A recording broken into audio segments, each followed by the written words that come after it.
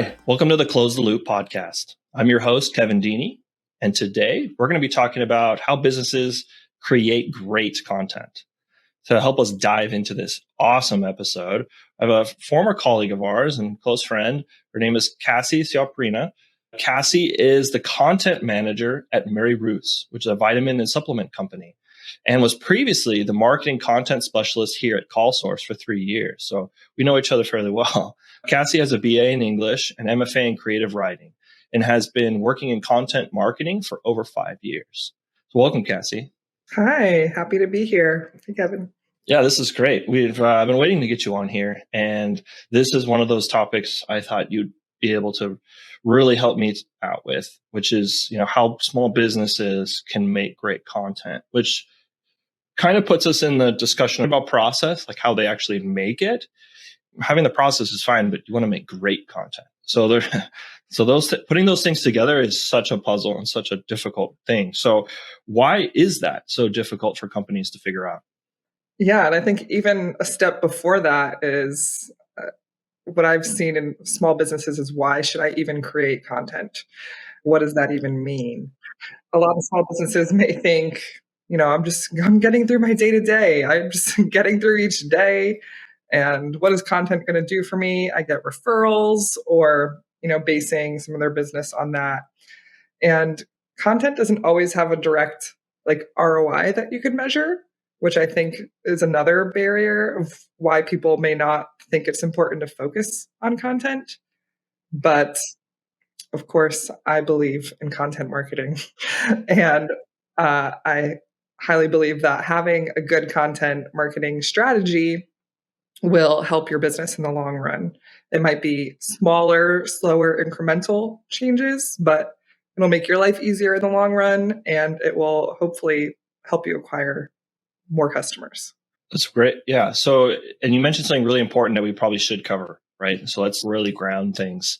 And that is, what is content? Or maybe better, what are the different formats that content can take? What format does content take, and what is it exactly?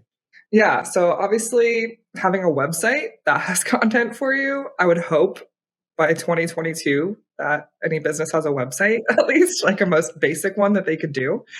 So having a website and having at least a homepage that explains your business, and about us page, that's like very basic, straightforward. From there, I always recommend that you have a blog. And that might seem overwhelming to some people, but you don't have to post on your blog every day or have, so much. Even if you're posting at least once a month on a blog, that you have some content on there, as well as having social media profiles. So you have to know your audience and your customer profile, who's going to be using your company, and not just who's historically been, but you have to also keep in mind millennial age, Gen Z. If you're a plumber, you could have 20-year-olds that need your services. So you're not just going to that one demographic. So where are your audiences online? Like, are they on Facebook? Do you have a lot of people in that age range? I would say Facebook is a lot of 30 to 50 or 30, 60, a little higher age range. Instagram, TikTok would be like the very new, which you don't have to start with that. That's getting a little, but at least have like a Facebook, an Instagram, maybe a Twitter, and share on those as well. Get people to follow you. You can make infographics, a YouTube. I always recommend, if you make one piece of content, repurpose. So if you have a blog, make that into a video, make that into a little infographic, send that out in an email. I might be getting ahead of myself here with going into that. No, it's great. The types of content vary, but with content, you have to think about, okay, I'm making something, right? There's a purpose behind it. To me, everything that you make, you want to also be thinking, okay, well, I'm going to make this, but how am I going to promote this? I'm not just going to write this and save it as a Word doc on my computer. It's got to be written and then put out there somewhere. Like a website is one format, one place that a lot of content may go, because, you think, oh, okay, a lot of people are going to go through there. Also, like you mentioned, there's lots of different customers or consumers or patients or whatever it is that may be looking up their questions, maybe looking up the types of services that they'll find me.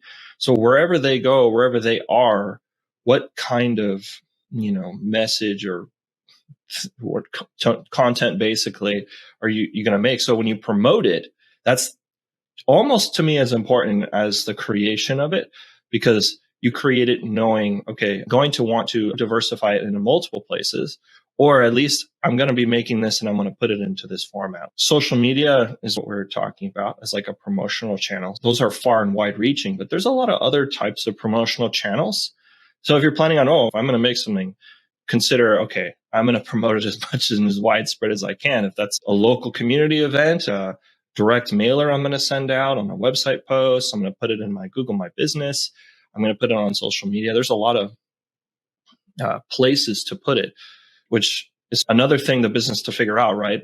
Where are my consumers? To make great content, you have to understand your consumers really well. So do you have any tips for breaking that down? Like, okay, I kind of know who we typically sell to. I kind of know my typical, maybe my target audience, but to go from that to making great content for them, do you have any tips for that?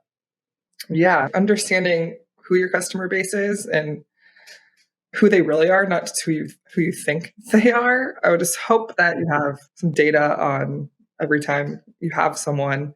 But if you could look into what types of people and where are they online or offline, if you're doing traditional marketing, discovering what types of things would they be reading in their regular time outside of here.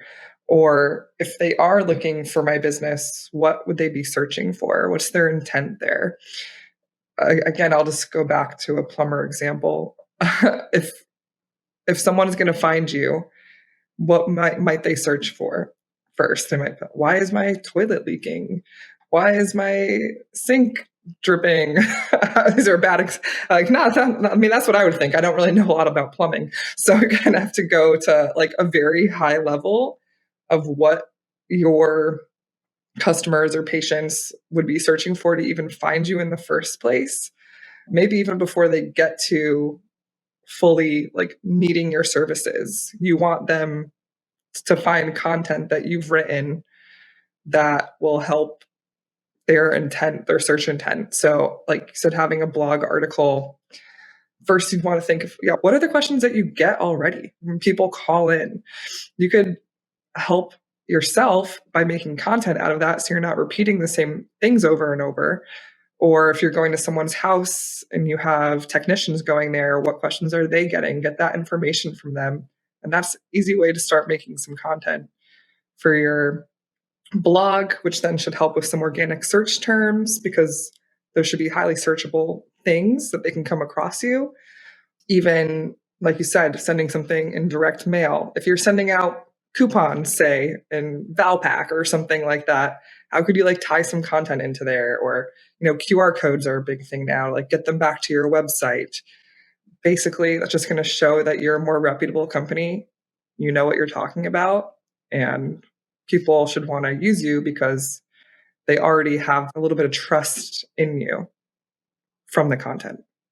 The element of trust is huge.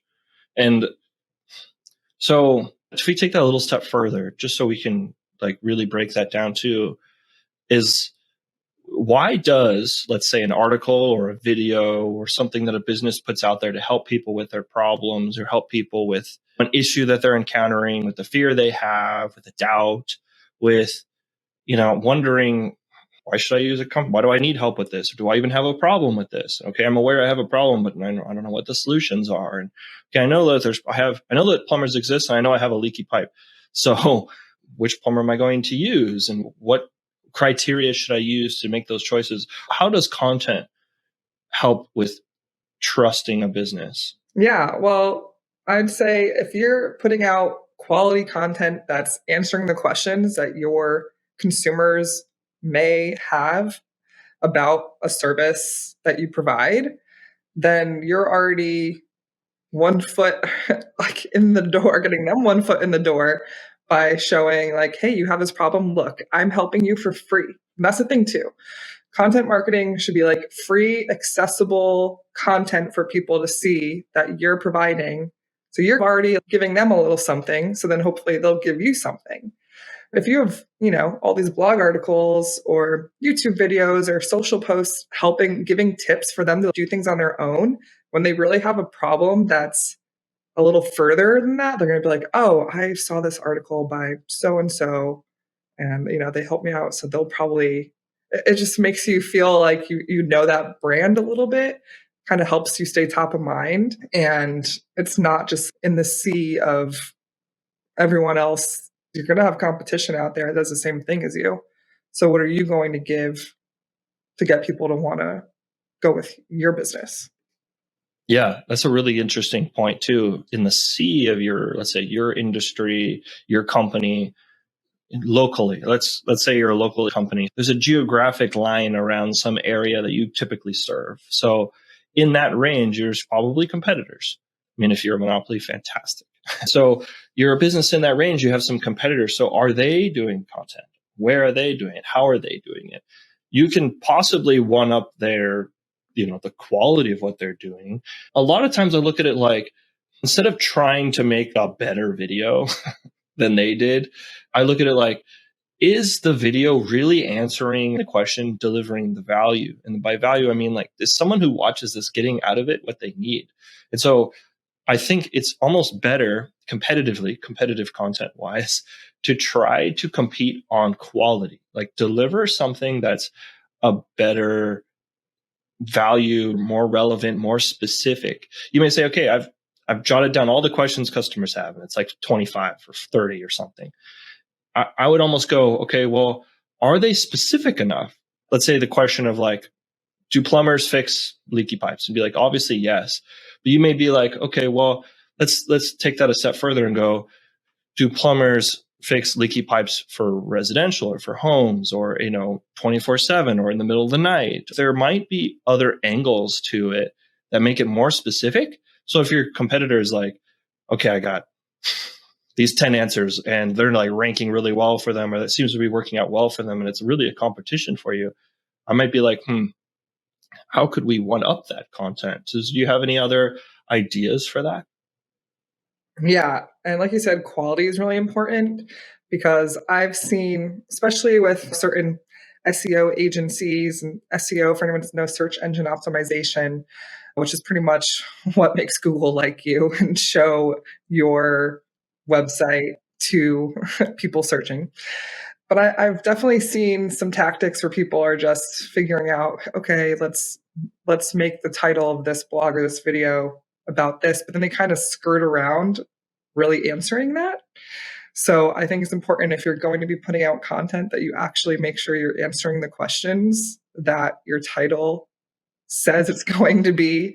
Yeah, don't make your title like 4 ways to fix a broken pipe, and then you're just kind of saying like, you have to call me.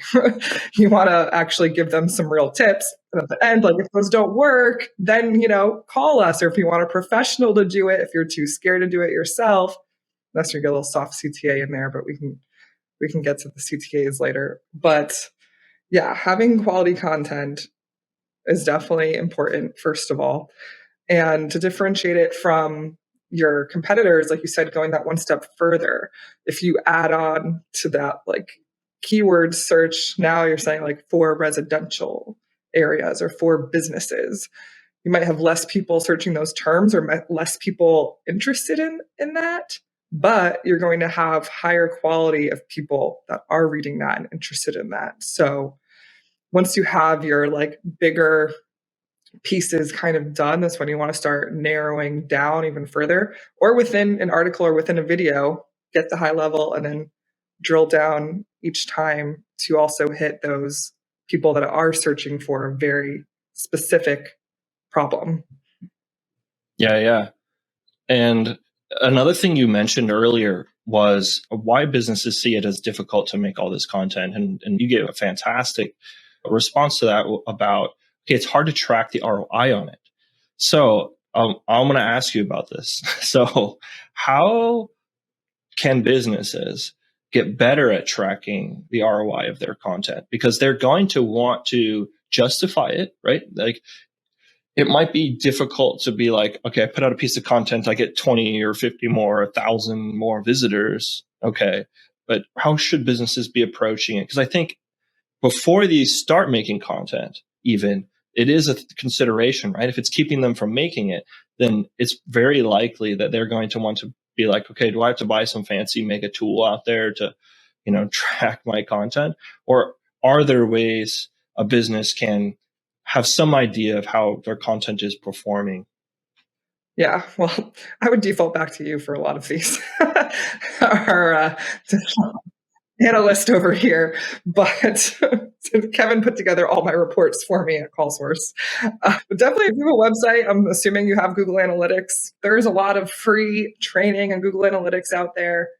If you could take the time, or someone on your team could take the time to do like the most basic ones, like seeing how are customers coming into your website. So if you start making blog articles, you could start seeing, are they finding your website through those blogs, or are they, finding you from searching plumbers near me, and they go to your website, and you see where they're jumping around on your website. Are they going to some of those pieces of content? And then what happens after that? Are they dropping off? Are they are they filling out the form for information? Are they calling you? If you have call tracking numbers on certain pages on there, are they calling from that number that they found you through there? If you're sending something out like a direct mail piece, again, if you have a specific phone number on there that you could attribute back to that, that could help. I mean, even those little more traditional advertising, you could say like having content on your work trucks, or having a billboard, or having certain pieces over there. You could provide more than simply, here's, $50 off your first appointment with us. That ad, you could have something knowledgeable for them in there too. Yeah. I know it was a little bit of a technical question, but I was really curious how you would answer, because, tracking is important, at least knowing, right? Okay, how many people have seen this? Because let's say you spend tons of money making a piece of content and you don't promote it properly, then in some essence, it's like, okay, well, if only 5 people, or maybe only internal people saw this thing, that it's like man, there's a big swing and a miss to me. So, and then if you do have something that tons of people saw, just like you mentioned, okay, well, how did they see that? What traffic brought them there? What format? What channel? What is it about that drove so many to it? And then the lifetime of the content is also maybe a possible consideration. If you're like, okay, I'm going to slap this on my car, my truck, a billboard, whatever, and it's going to be on there for 10 months, let's say, or years.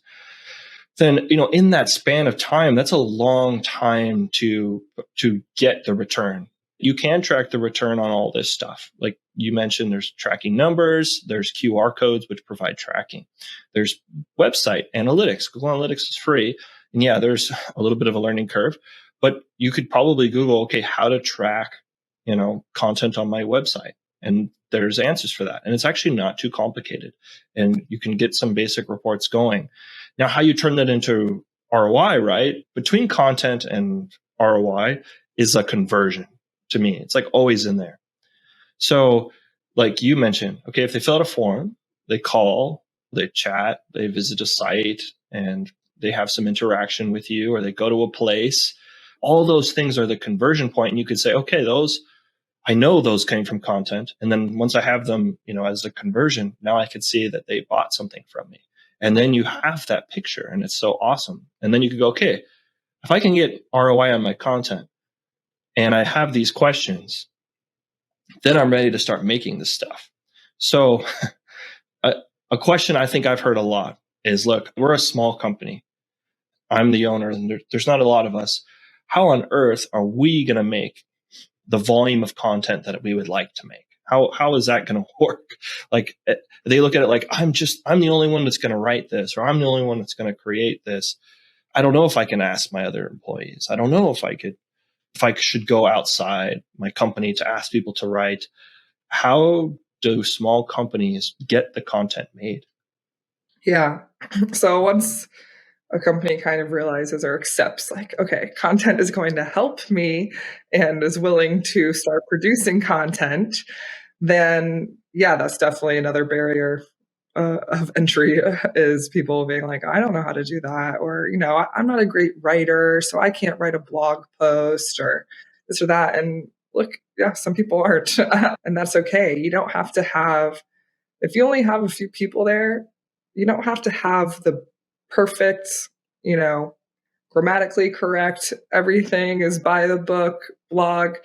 If it's like a personal voice and they know that could be to your benefit also. It's like, wow, the owner of this company is writing this on here and helping out. If there's only a few of you, I would say put time into your schedule, block some time out, even if it's once a week or once every other week. Like, okay, the end of the day on Friday for 2 hours, I'm gonna start figuring out like what are those questions from customers and write some answers to that. Even if it's you make an FAQ page on your website, that's going to help people. If you absolutely don't want to do that, make videos then. Have your tech on a call, like walk through something they're doing and make a YouTube video that you can then share. You could just do smaller little, if a blog post seems like very overwhelming, just start making your social media and write little posts twice a week or once a week, some kind of like regular schedule of sharing. If you find out maybe there's someone on your team who does like writing or does have some ideas outside of what you would think that could help you out that you may have never considered as that person. That's all free, obviously, if you're using people internally. If you absolutely do not see a way of making any sort of content internally, there's websites that you could hire people for fairly cheap, like Fiverr.com. There's Writer Access. I know you can get freelance writers on there. But if you search, there's so many websites, and you could get a good piece of content, have a whole outline of what you want from a blog or from social media posts written for you for fairly cheap. Yeah, I really like all that. I am always an advocate of, look, you have people that work for you in your company. Maybe put up the suggestion or make it a requirement that you'd like everyone to write an article once per quarter or something, depending on what the role is and stuff. And pose them the question, right? If you're a dentist, pose them a question like, why do you think people are afraid of coming to the dentist? Why is it important to go to the dentist? Or give them the list of questions that you have figured out, I think, or ask them, what have you heard? What are the main questions you hear? Okay, come up with 5, write about one. I think using your internal resources is, I would go to almost primarily first. After that, got to know there's other resources like you mentioned out there. And if you don't mind, I mean, you have a pretty good story about evolving roles. Maybe you could share how you went from, one role to now entering into the content world for us. Yeah. So, I mean, I might be different because I was like trying to get there, but hey, maybe someone you have at your front desk is the same thing. They really want to write and they want to do. If you have a good self-starter sort of person working for you, that's the best. Yeah, so I started at Call Source in customer care. I moved out to California and was like, I need a job. So I was in customer care, but I had my like English degree in creative writing, so I knew that's what I ultimately wanted to do. Once I was account manager, business advisor, I just started creating some content on my LinkedIn that I thought would be helpful for some of our customers. If you start getting questions enough in a certain position, like I said, it's to your benefit to make content for that. Do you want to keep reiterating the same thing over and over? Why not just write it down and then you have a document that you could share with people or like read off of? It's going to make your life easier. It's going to be beneficial for the customer as well. So I started creating some of those documents when I was a business advisor. This is before Call Source even really had a marketing team. If you're a small business, you probably don't have a marketing team. So you have to just be your own little marketing team.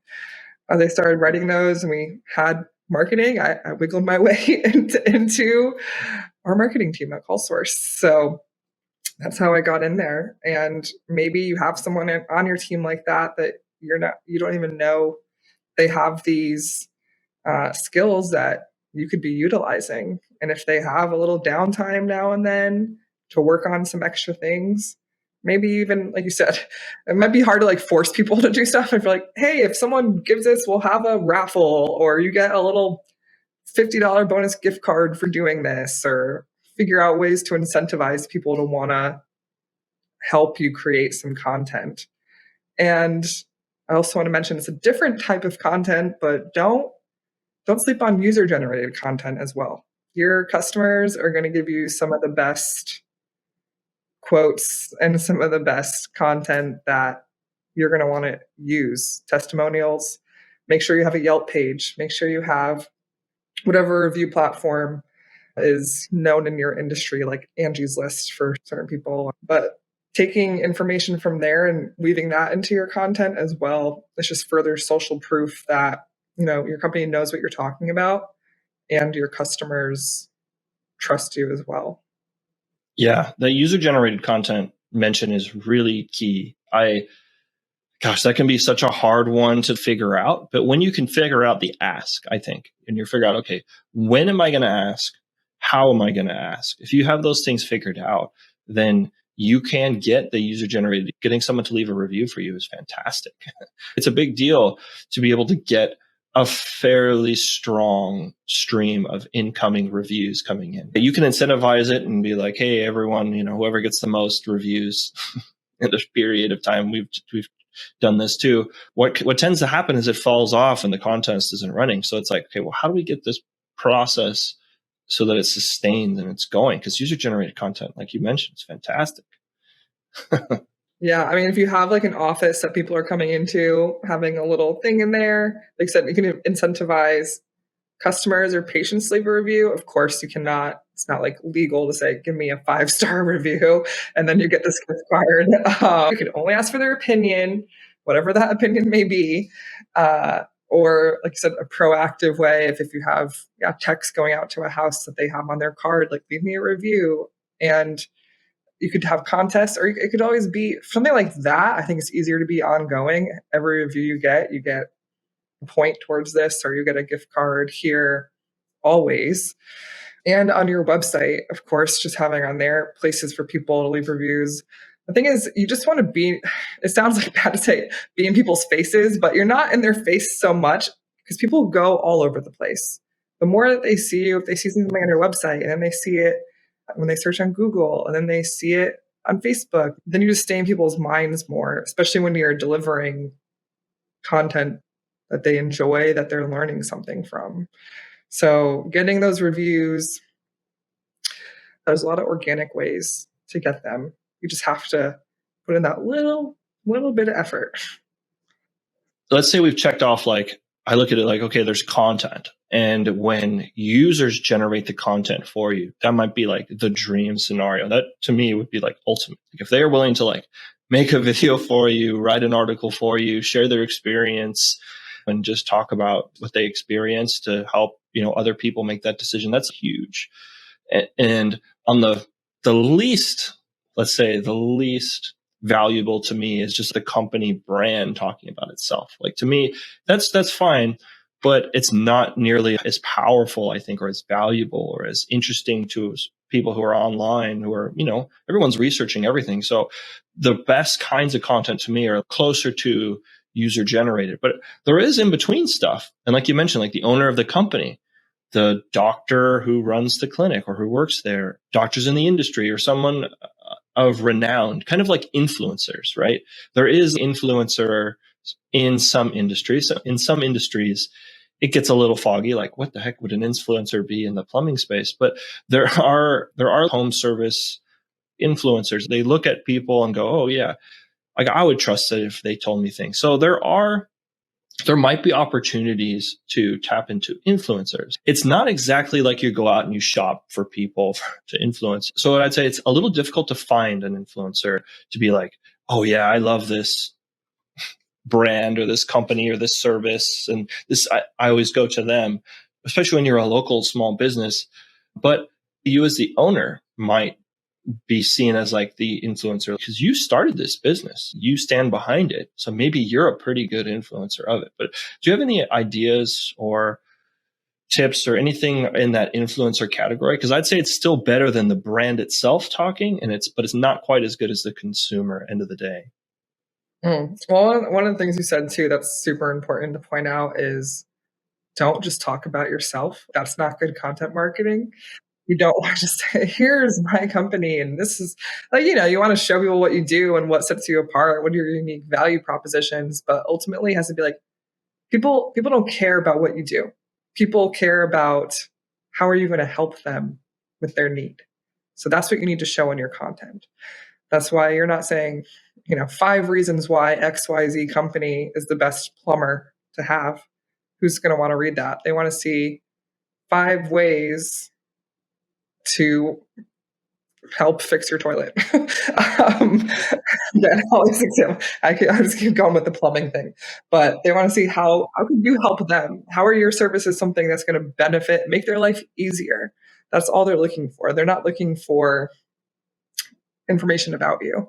And some brands try to be like very brand centric about themselves, and you need to just talk in you, not an I. If you see that you're writing and you have an email, you have a blog post saying, we do this. We could help that. We're so great. You got to switch those around to you. Like, you have this need and, we could help you fix it. But ultimately, you should always make sure you're like talking to the consumer, not talking about yourself. So that is something that some people do incorrectly. So when you said that, I definitely want, I forget what your second question was now, but yes, influencers. Yeah. Like you said, you don't have to have an outside influencer. Your owner or someone, on your team could be your little influencer. If you're someone that has this knowledge and you have X amount of years experience, you know what you're talking about. You're an influencer. They should trust you, especially if you are providing content that shows you're trustworthy and that you do know what you're talking about.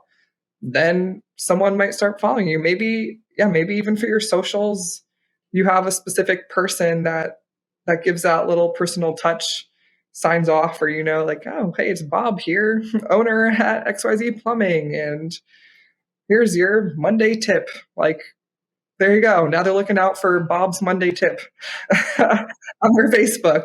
You could even join, if you're very local, Facebook groups that people are in that you could organically, not like salesy things, promote like super promotional, but you could share some of your blogs in there or some of your videos in there for the community, or figure out like what is on the community. Nextdoor is like a cool app. You can post little things on there. And if you're just sharing for the sake of sharing information with people, then they're going to find. If you're sharing just so that you could make that sale, that's going to come across. So you want to really just provide that value. And is there someone in your community that people do pay attention to and listen to? Then maybe how could you get a collaboration with that? Maybe you can get a guest post on your blog from them, or just a quick little interview that you could share. Maybe it's even just a person that if you know your audience really well, like we said, we talked about getting to know, like, what do they listen to? What do they read? Who's following you if you have social? And then who are they following? There's so many like mommy influencer blogs, they'd have stuff around the home. Maybe someone like that even saying, we used this company and we loved them. That's enough. Or like, they did this for us. They look at this article they shared. That's an influencer. It doesn't have to be, people hear influencers and they think of celebrities or super famous, and like a local person as your influencer is probably going to work better for your small business because it's more like locally trusted in the community.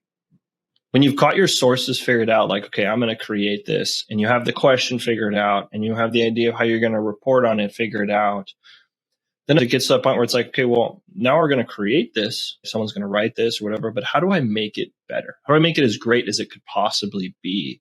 And there's components of, I think, virtually almost every piece of content. And that is, there's almost always like a punchline, headline, question. There's almost something that leads. There's sometimes like a visual, there's sometimes like a video, there's something, of showy contextualness. Not always. Then there is almost always like the body of it, right? The meat of it, the answer, the response, the whatever it is. So if there's like these three components, let's say we just make it very simple, right? But if we break it, if we have those three pieces, how does a business go, okay, now I have my process in mind. How do we make the best content possible? Yeah. So I would just suggest start with a blog. Make a blog post, except have your 20 questions that people are asking written down, and break those out until you can make little, like, here's a centralized, like a little web, here's like a main question. And then what are some questions that would come off of that question that are related, and build your blog like around this little content web. And you could even, there's like free websites, I think, to make little webs like that too. So say if you're doing like, why is my toilet leaking? Here's your blog article. Why is my toilet leaking? What's all the questions that can come out of that? Make sure you write all those down. So why is my toilet leaking? That's going to be your title, maybe. So put that into Google, look at page 1, click on every single article on page 1 and see what is their title and what are all their little subheaders in there. And write them down for every article. Like, of course, what's in the number 1 spot. You want to make sure you're answering all the questions they are, but then you also want to go further and add even more. What are all the other articles asking or talking about as well? So that you could have like a mega piece here that's talking about every possible scenario. And also, if you're Googling just like other questions people ask about that, that's a really great part to utilize. But even just using the other questions people ask, just have like every variation of that in your blog. And then you could break out into smaller pieces from this one piece and repurpose just some of those little sections. And you know how people read, you don't want to have a big chunk, just like one long paragraph. No one's going to want to read that. So no, think of how you read an article. I mean, even in journalism, newspapers, I think their paragraphs could be only 2 sentences long before you have a line break in the next paragraph. So try to play with that. Use your headers for each like question, answer, and they're also going to like that in Google too. So when they're, figuring out if you have a good article. And that's how you might get some of those like top search parts, or like the small snippets that shows just one little part there that you're answering really well. Also, forums like Quora, or if you go on Reddit, if people are asking questions, answering in there could also help or be good research for you to see what other questions people might be asking that you should include in that blog article. So even if you make this you do one a month or one every other month of like on a certain topic, then you should have enough content you can pull from there for all your little social media posts, or making a video on something. Or you could use, there's some tools like Canva if you want to make a small little infographic that you don't have to be a graphic designer to figure out, because I'm not a graphic designer. I've done little things on there. I'm like, I'll write the words and give it to someone else to make it look pretty. There's ways that you can figure out to make other little, if you have an Instagram and you want to pull a quote out, make that a little image for your Instagram to share, or Facebook. And then people like that little quote and now they want to click in and read more. Making that larger piece on a specific topic that really just dives as deep as it can into that topic is going to help give you more content to then reuse from there. You don't need to feel like you need to create a whole new piece of content every single week or every single time that you're sharing something. So let's say the business loves this idea and they want to start making content. But let's say they're not the smallest type of business. Let's say that they're considering, I'm thinking I will hire a content manager to oversee content.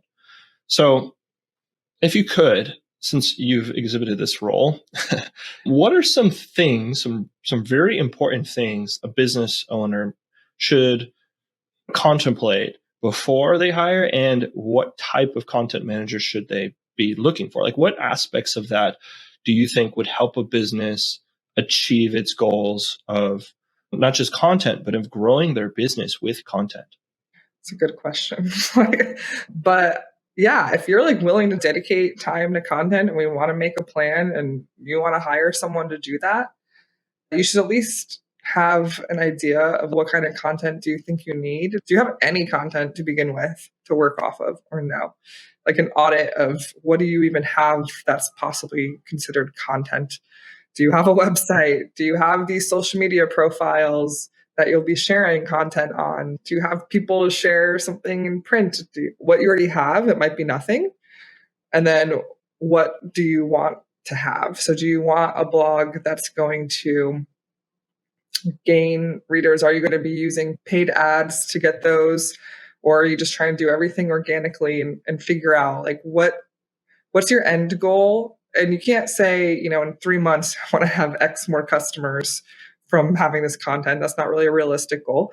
Break it down. And so we're going to write one blog per week on getting through these 25 questions that we have. So over the course of the first 2 quarters, we're going to have blogs that answer all of these main questions. We get a lot. And from there, you want to make sure that you start internally linking to your different blogs. You want to be having a plan to share them.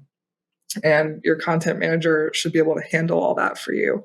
They have to get to know your business, get to know your customers, and see what are they interested in, what kind of content are they going to actually find beneficial, and how are they going to perform and making those different types of content, right? Because not everyone's going to want to read a blog article. So if you're only doing blog articles, that's good. It's a good start. But then from there, how are you going to share that in different ways?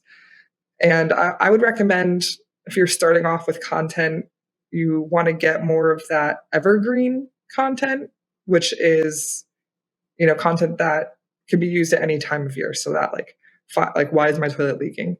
Versus after you have some of those basic evergreen content in place, then you can go off with more seasonality, like why to protect your roof every spring, why to get your roof cleaned every spring.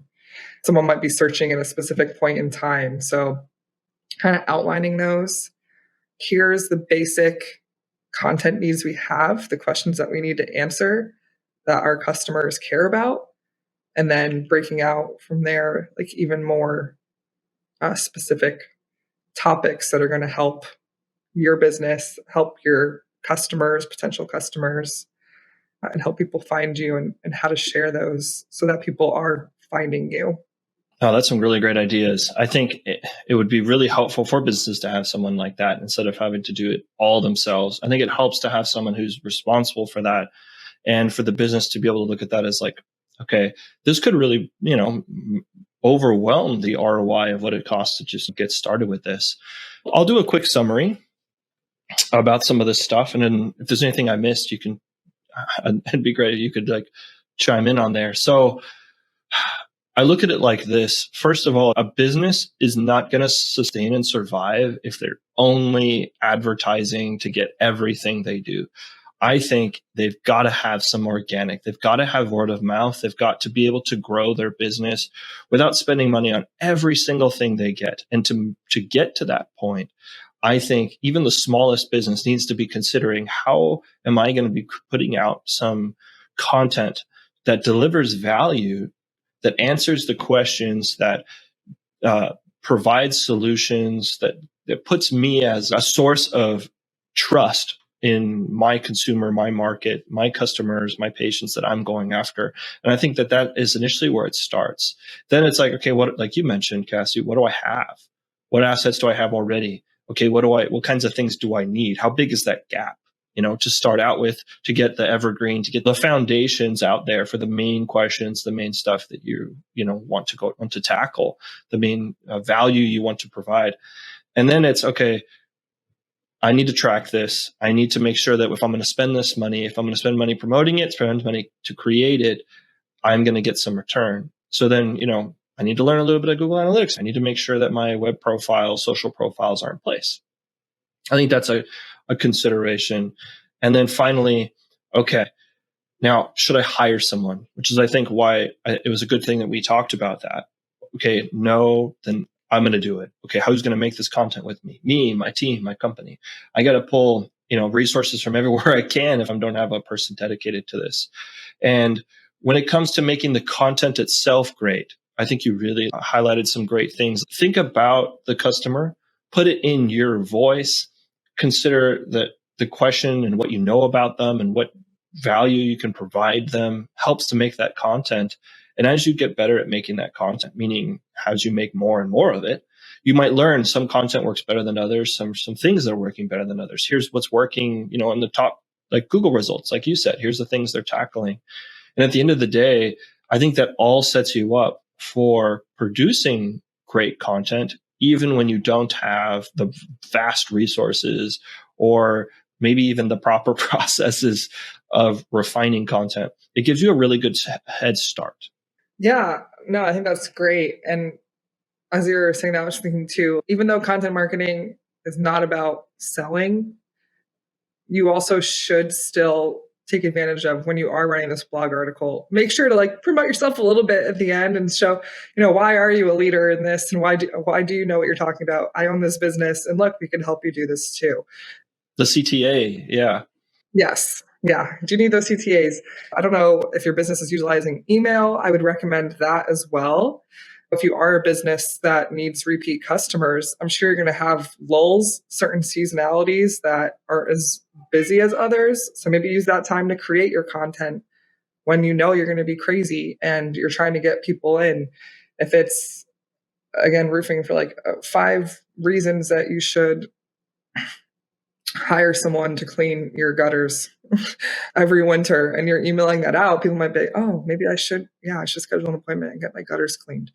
And the more that you're talking to your customer base, the more, again, they're going to remember you when it does come time that they have that need.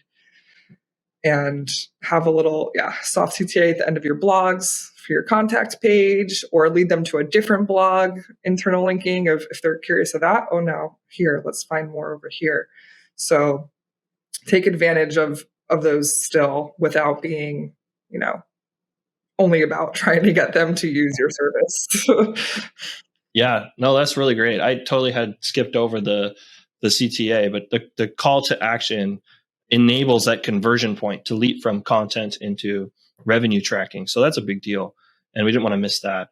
There's a lot in this topic. It's a deep topic to get into it, but I think we covered a lot of the basics that a business, especially a smaller business, might want to get started with. Let's say there are additional questions. There's people who are maybe like, what, I was thinking about this the whole time.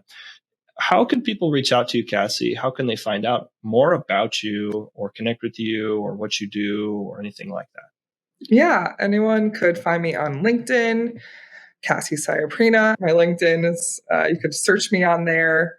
I have my contact information, or even if you want to reach me on my work email address, my LinkedIn is CCIOPRYNA. And you can reach me, or message me on LinkedIn, connect with me on there, email me.